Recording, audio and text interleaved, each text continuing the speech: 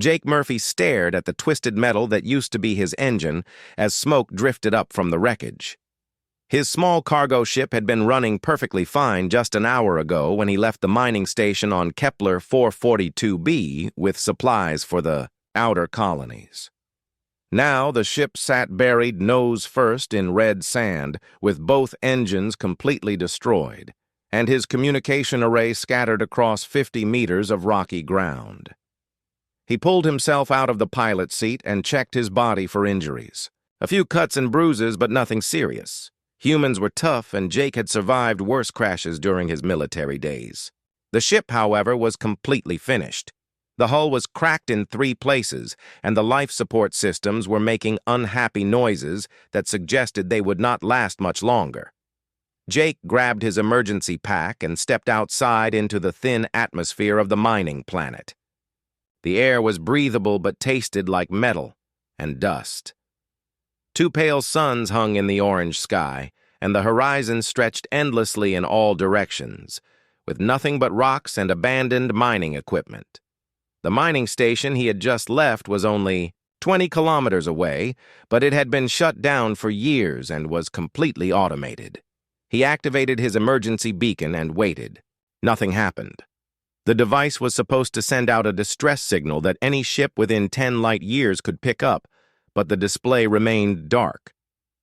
Jake opened the case and found that the internal components had been damaged in the crash. Without the beacon, his chances of rescue dropped from slim to almost nothing. The nearest human colony was 6 months away at sublight speed, and no ships were scheduled to visit this sector for at least a year. Jake calculated his supplies and realized he had enough food and water for maybe 2 weeks if he was careful. After that, he would have to figure out how to survive on a planet that had been stripped of most useful resources decades ago. He was still examining his limited options when he heard the sound of engines overhead. Jake looked up to see a small, alien ship descending toward his crash site. The vessel was unlike anything he had seen before, with smooth, curved surfaces and what looked like decorative symbols carved into the hull. It landed gracefully about 50 meters away, and a ramp extended from the bottom. The being that emerged was roughly humanoid, but taller and thinner than any human. Its skin was pale blue, and it wore elaborate robes decorated with silver symbols. Most notably, it carried what appeared to be some kind of ceremonial staff topped with crystals that glowed softly in the dim light. The alien approached Jake with slow, deliberate steps while making soft humming sounds. When it got close enough to speak, it bowed formally and said in accented but understandable English, "Greetings, noble being. I am Zixtal of the Zolonian Compassionate Death Services. I have come to ease your transition into the great beyond." Jake blinked in confusion. "I'm sorry, but I think there's been some kind of mistake. I'm not dying.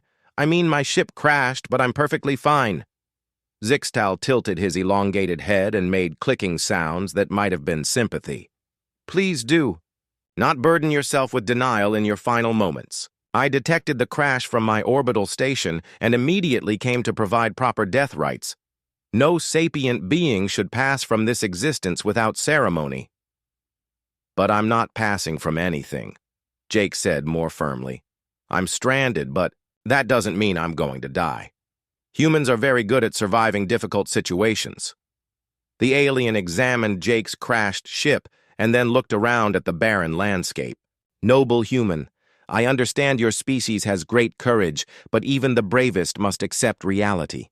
You have no functional vessel, no communication device, and no rescue coming. Your food supplies are limited, and this world offers no sustenance. Death will come within days, perhaps weeks at most." Jake started to argue, but Zixtal continued speaking. "However, you need not face this alone. I have prepared many beings for their final journey, and I can ensure your death brings honor to your species. The galaxy should know of your brave struggle against impossible odds." "What exactly are you suggesting?" Jake asked, though he was beginning to suspect he would not like the answer. Zixtal's large eyes brightened with enthusiasm. "A proper memorial, Service broadcast across 17 star systems. I will document your final days and create a tribute worthy of your sacrifice. Your story will inspire others and bring great honor to humanity. Before Jake could protest further, Zixtal began, setting up various pieces of equipment around the crash site. The alien worked with surprising efficiency, placing recording devices and ceremonial objects while muttering about proper death documentation and galactic memorial protocols. I will need to know about your life and achievements, Zixtal said as he adjusted a holographic projector. What noble deeds should be included in your obituary? What final messages do you wish to send to your family? I don't want to send any final messages because I'm not dying, Jake said, but Zixtal was already recording. Commander Jake Murphy of the Human Space Forces, the alien spoke into his recording device. Stranded alone on the hostile world of Kepler 442b after a heroic mission to supply the outer colonies. Even now facing certain death, he shows no fear, only determination to honor his species with dignity. Jake realized that arguing with Zixtal might be pointless, but he also noticed the alien had sophisticated equipment and a working spaceship. If he could convince the funeral director to help him survive instead of preparing him for death, he might actually have a chance to get off this planet. Zixtal, Jake said carefully, what if instead of preparing for my death, you helped me try to live? I could show you some interesting human survival techniques. The alien paused in his preparations and considered this suggestion. Fascinating. This could add dramatic tension to the memorial broadcast. Yes, I will document your heroic but futile struggle against fate. This will make your eventual death even more meaningful. Jake sighed but decided this was better than nothing. At least now he had an audience and some advanced alien equipment to work with. He just had to figure out how to survive long enough to change Zixtal's mind about the whole death thing. 3 days after the crash, Jake woke up to find that he had become famous across half the galaxy. Zixtal had apparently wasted no time in broadcasting Jake's obituary and memorial service to every major communication network in 17-star systems. The alien showed him the responses on a portable holographic display while Jake ate his breakfast of recycled protein bars. Look at this tribute from the Andromedan Council, Zixtal said proudly. They have declared you an honorary citizen and named a trade route after you. And here the Krillian warrior clans have composed battle songs about your brave last stand. Jake stared at the display showing thousands of alien messages praising his courage and sacrifice. Several species he had never heard of were holding memorial services in his honor. The Secretary of Interspecies Relations had given a speech calling him a symbol of human determination and noble spirit. This is getting out of hand, Jake muttered. I need to send a message explaining that I'm actually alive. Impossible, Zixtal replied. My equipment only transmits on memorial frequencies.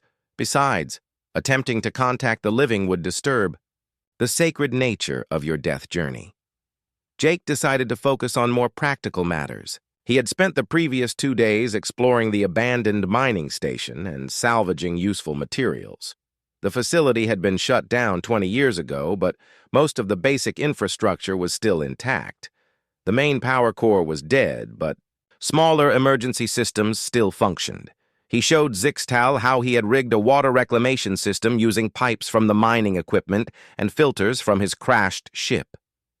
The alien watched with fascination as Jake explained how the system could turn moisture from the air into drinking water.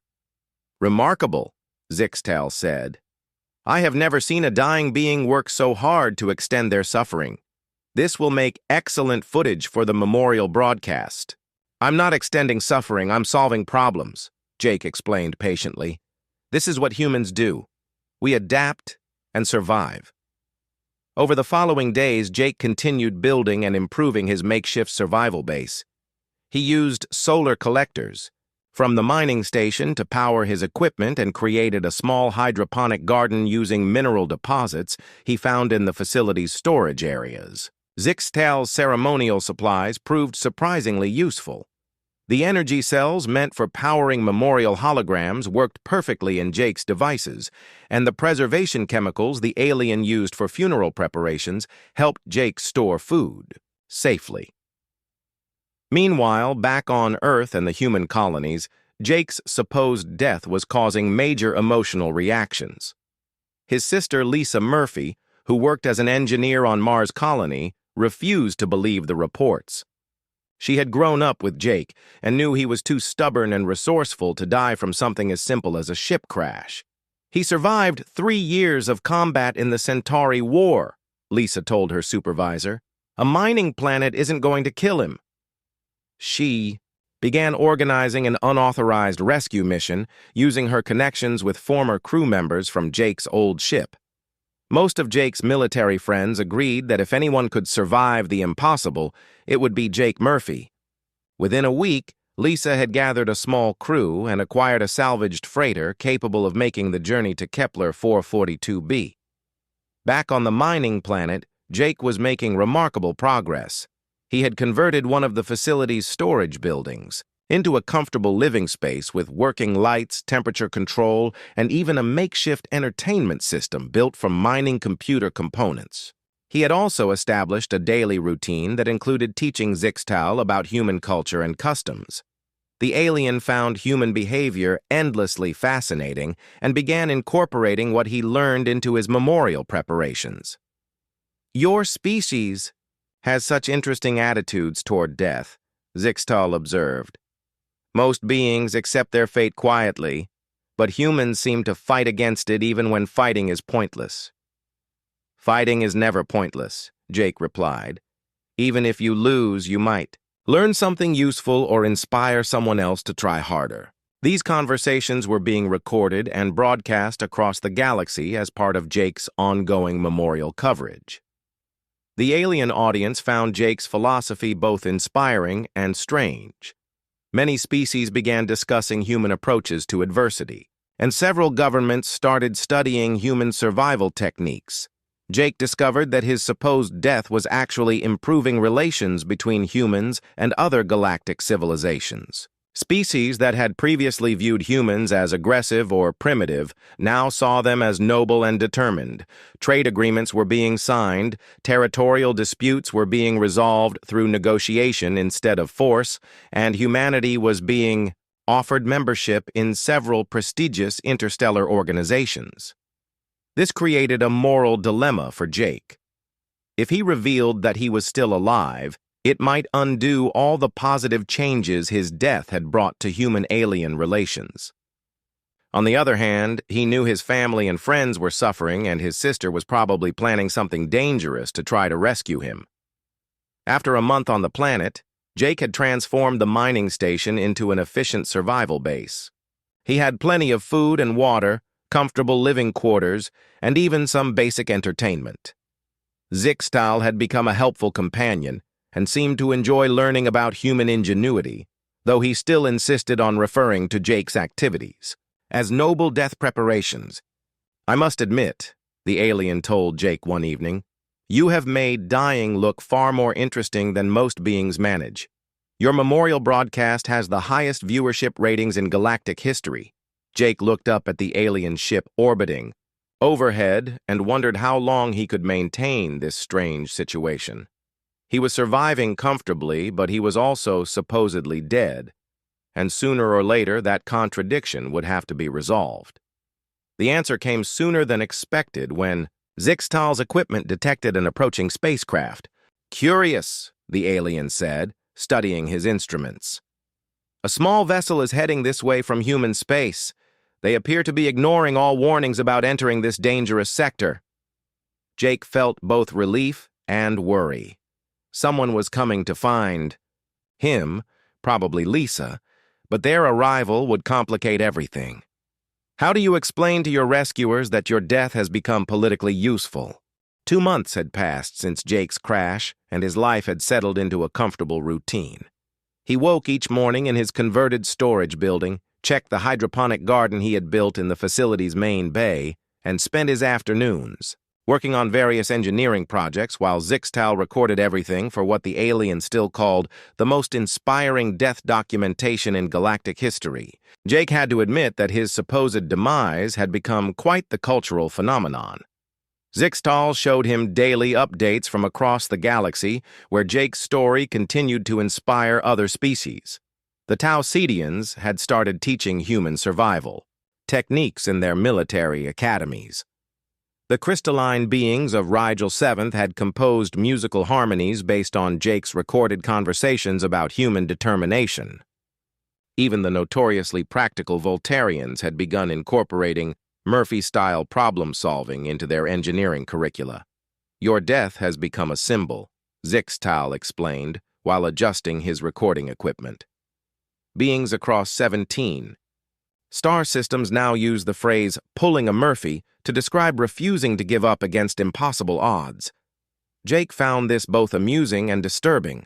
He watched news feeds showing alien children playing games called Survive Like Murphy and alien philosophers writing treatises on the Murphy paradox of heroic futility. His sister Lisa had become something of a celebrity on Earth simply for being related to him, though she continued to insist publicly that her brother was too stubborn to actually be dead. The positive effects on human-alien relations continued to grow stronger. 3 more species had signed defensive pacts with humanity, citing their respect for human courage as demonstrated by Jake Murphy's noble struggle. The Galactic Trade Federation had offered humanity preferred trading status, and several universities were establishing exchange programs specifically to study human approaches to problem-solving. Jake's daily life had become surprisingly pleasant. He had expanded his hydroponic garden to include a variety of edible plants grown from seeds found in the mining station's emergency supplies. His living quarters now featured handmade furniture constructed from salvaged materials, a working shower system, and even a small workshop where he built improvements for the facility. Zixtal had proven to be excellent company once Jake got used to the aliens' obsession with death rituals. The funeral director was intelligent and curious, asking endless questions about human culture while sharing stories about his own species and others he had encountered during his career. Jake learned that Zolonians considered proper death ceremonies essential for social harmony, and that Zixtal was considered a master of his craft. "I have presided over the final moments of beings from 47 different species," Zixtal told Jake proudly. "But never have I encountered someone who approaches death with such creativity and determination. You have taught me much about the art of dying well." "I keep trying to teach you about the art of living well," Jake replied. "Death is just something that happens at the end. Life is what you do with all the time before that."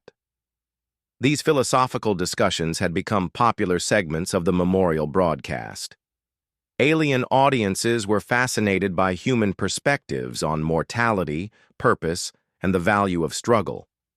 Several religious movements had formed around Jake's recorded words, and at least 3 different alien species had declared him a spiritual teacher. The practical benefits of his celebrity status were significant. Human ships were now welcome in ports that had previously banned them. Human goods were in high demand because they were associated with the legendary determination of Jake Murphy. Human diplomats found that their proposals were taken seriously by alien governments who respected the species that had produced such an inspiring figure. However, Jake was becoming increasingly worried about his sister. Reports from Earth indicated that Lisa Murphy had disappeared 3 weeks ago along with several of Jake's former military colleagues. Intelligence sources suggested she was attempting to organize a rescue mission, despite official warnings that the journey to Kepler 442b was extremely dangerous due to an asteroid field that surrounded the system.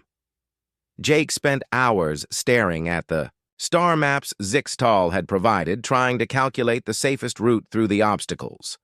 The asteroid field was indeed treacherous, filled with unstable rocks that could destroy a small ship without warning.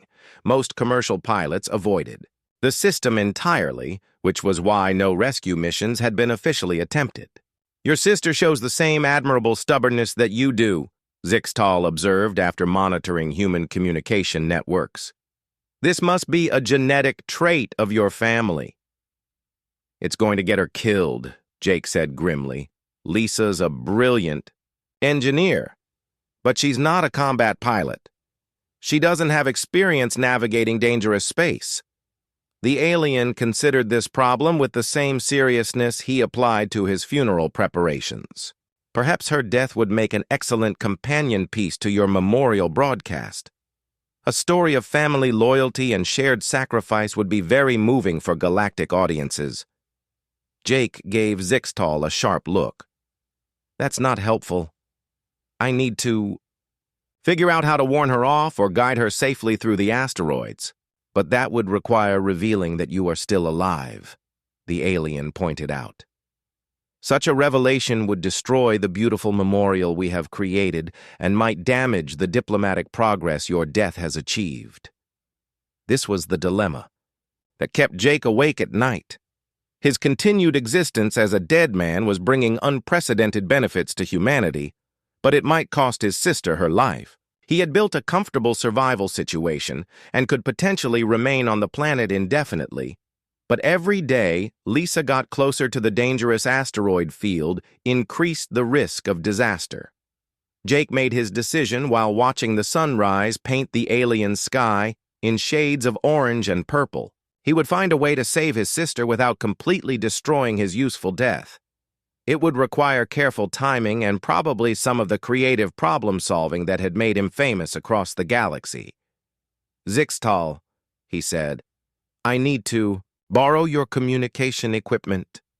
It's time to add a new chapter to the Murphy story. The alien's large eyes widened with interest. What do you have in mind?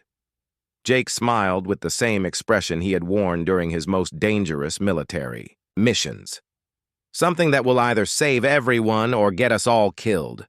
But that's what makes it human. Jake's plan had seemed simple enough when he explained it to Zixtal 3 days ago. He would use the alien's communication equipment to send navigation data to his sister's ship, helping her through the asteroid field without directly revealing he was alive. The message would appear to come from automated mining station systems, which would be technically true since Jake was using the station's computers. What Jake had not expected was the arrival of the Krillian death cult fleet. He first noticed the problem when Zixtal's orbital sensors detected multiple large ships entering the system just hours before Lisa's vessel was scheduled to arrive. The alien funeral director became visibly agitated as he studied the scanner readings. This is most unusual, Zixtal muttered, his blue skin turning a deeper shade that Jake had learned indicated stress. These are Krillian battle cruisers, heavily armed and traveling in ceremonial formation. Jake felt a cold weight settle in his stomach. What do the Krillians want here? They have come for you, Zixtal replied, showing Jake the intercepted communications. My memorial broadcasts reached their homeworld 6 weeks ago. The Krillian warrior clans have declared you a sacred warrior saint who achieved perfect honor through your noble death struggle.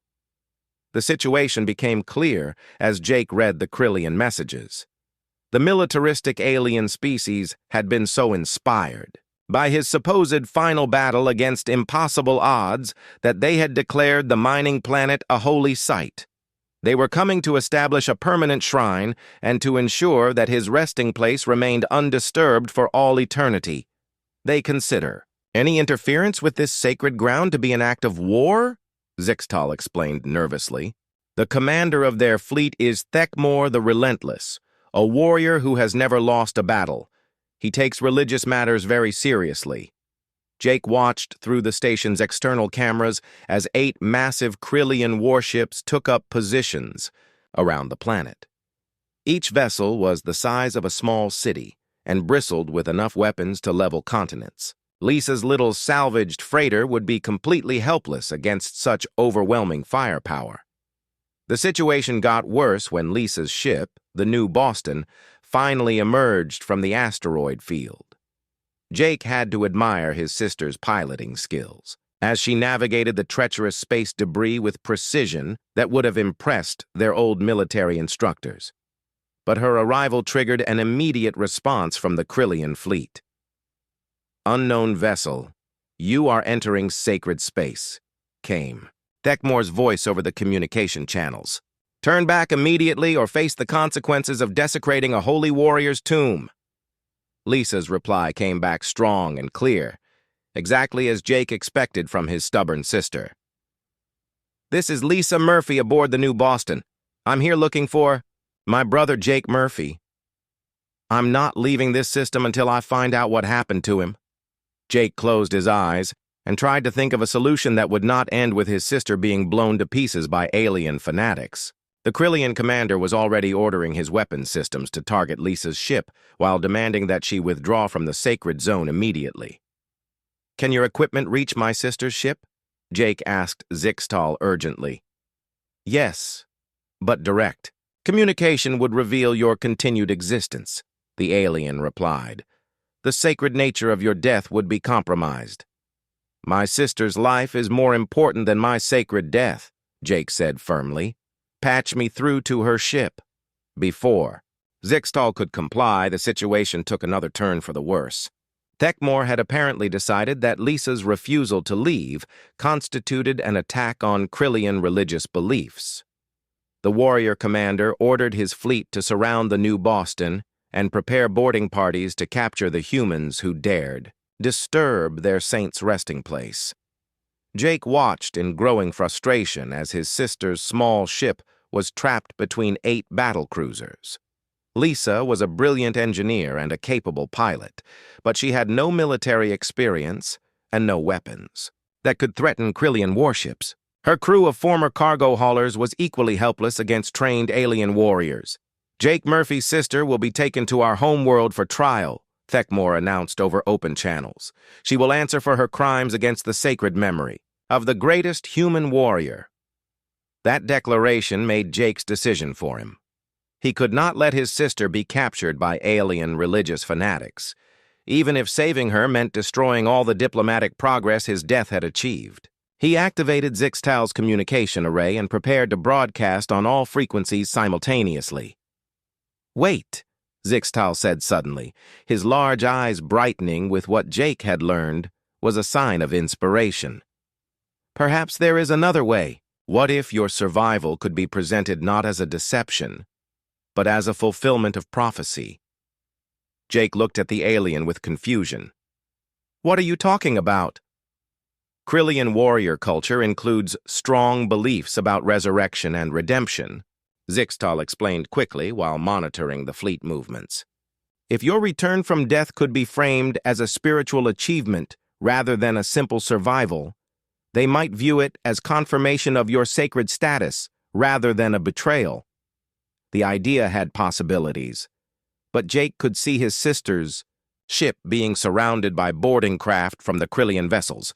He was running out of time to implement any plan, no matter how clever. Do it, he decided, but we need to move fast. Zixtal began preparing his most sophisticated recording equipment while Jake gathered his thoughts. He would have only one chance to present his resurrection in a way that would satisfy Krillian religious beliefs while saving his sister's life. The speech would need to appeal to warrior honor, spiritual redemption, and the value of family loyalty that both humans and Krillians respected. Jake took a deep breath and stepped in front of Zixtal's cameras. His months of survival had changed him physically, making him leaner and more weathered, but his eyes still held the determination that had made him famous across the galaxy. He began speaking with the quiet confidence of someone who had faced death and chosen life. The broadcast went out simultaneously to the Krillian fleet, Lisa's ship, and communication networks across 17 star systems. Jake Murphy was about to announce his own resurrection to a galaxy that had spent months mourning his death. Jake looked directly into Zixtal's recording equipment and began speaking with the calm authority he had learned during his military career. His words were broadcast simultaneously to the Krillian fleet, his sister's ship, and billions of beings across 17 star systems who had been following his memorial coverage. I am Commander Jake Murphy, he began simply. For the past 3 months, the galaxy has believed I was dead. This was not a deception, but a journey. Death and life are not opposites, but different stages of the same path. I have traveled through the valley of certain doom and emerged stronger because of what I learned there. He gestured to the mining station around him, which his months of work had transformed from abandoned ruins into a thriving survival base. The Krillian warriors understand that true strength comes not from avoiding death, but from facing it without fear. I faced my death on this planet and discovered something greater than survival. I discovered purpose. Jake could see through the station's external monitors that the Krillian boarding craft had stopped their approach to Lisa's ship. Commander Thekmore was apparently listening to his broadcast with interest rather than anger. My sister Lisa has come here not to desecrate a sacred site, but to honor the bonds of family that make life meaningful, Jake continued. She risked everything to reach this place because she understood what the Krillian warriors also understand. That loyalty and courage are more important than safety. Her journey through the asteroid field was its own test of warrior spirit. Jake paused and looked directly at the camera with the intensity that had made him an effective military leader. I have spent these months learning from my companion Zixtal of the Zolonian people. Together we have proven that different species can work as partners to achieve what neither could accomplish alone. This partnership represents the future that my supposed death was meant to create. The response from the Krillian fleet came faster than Jake had expected. Commander Thekmore's voice boomed across all communication channels with what sounded like approval rather than anger. Jake Murphy the Undying, the Krillian commander announced formally. Your words carry the wisdom of one who has truly faced the final battle. Your resurrection proves that warrior spirit cannot be destroyed by mere death. You have achieved the highest honor known to Krillian culture, victory over the ultimate enemy. Jake felt relief wash over him as he realized his gamble had worked. The Krillians were interpreting his survival not as a fraud, but as a spiritual achievement that confirmed his legendary status. Lisa's voice came over the communication system moments later, filled with the mixture of relief and exasperation that Jake remembered from their childhood. Jake Murphy, when I get down there, I'm going to kill you myself for putting us all through this. But first, I'm going to hug you until your ribs crack. The next few hours passed in a blur of activity as the various ships coordinated their approaches to the planet. Thekmore insisted on landing his own shuttle to personally meet the legendary human warrior who had conquered death itself. Lisa brought her crew down to the mining station where she immediately began examining Jake's survival systems with professional interest. This is actually pretty impressive work, she admitted while studying his water reclamation setup. Though, you could have improved the efficiency by about 15% if you had routed the condensation lines differently. I'll remember that for next time I crash on a deserted planet, Jake replied dryly. Zixtal was busy documenting everything for what he now called the Resurrection Chronicles, a new chapter in galactic inspiration. The alien funeral director had discovered that resurrection stories were even more popular than death stories and was already planning a series of follow-up broadcasts. Commander Thekmore proved to be surprisingly pleasant company once he stopped treating Jake like a religious icon. The Krillian warrior was genuinely interested in human survival techniques and spent hours discussing military tactics and engineering solutions with Jake and Lisa. Your species has a unique approach to impossible situations, Thekmore observed. Most beings accept defeat when logic says victory is impossible. Humans seem to view impossible as merely another form of difficult. The broader galactic response to Jake's resurrection exceeded even Zixtal's optimistic predictions. Instead of feeling betrayed by the revelation that their hero was alive, most alien species viewed his survival as confirmation that humans were even more remarkable than previously believed. If Jake Murphy could literally come back from certain death, what other impossible things might humans be capable of? Within weeks, Jake found himself appointed as the first human ambassador to the Galactic Council with offices on the capital world of New Geneva Station.